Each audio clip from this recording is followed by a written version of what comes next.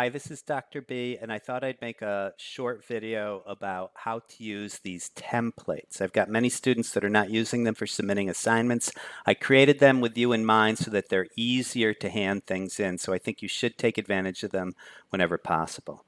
I've altered the home page to try to really emphasize them. So if you'll take a look on the right, here's what it looks like for me.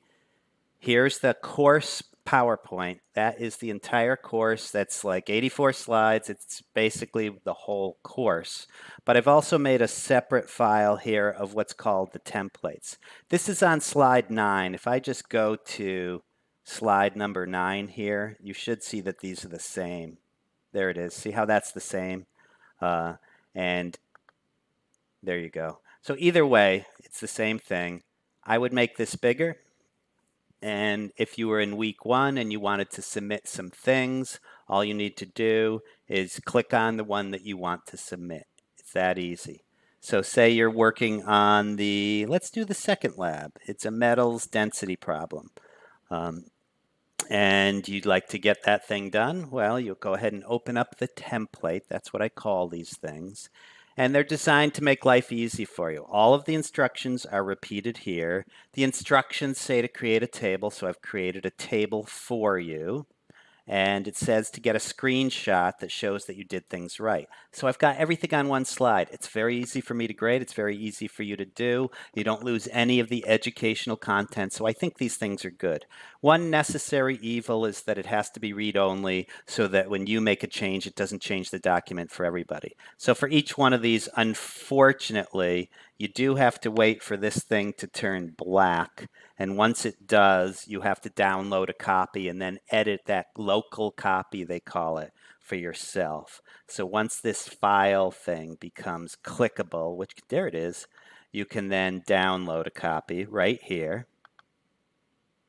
There it is. So I'm going to download a copy.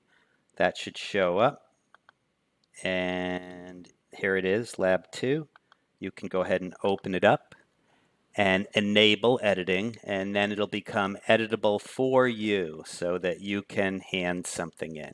You do have to go through that process. There's probably an easier way to do it if you download, do them all at once, something like that. Anyhow, you enable editing.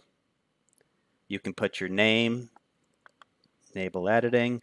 You can put your name right on the document now. You can just fill in the blanks. So enter your name.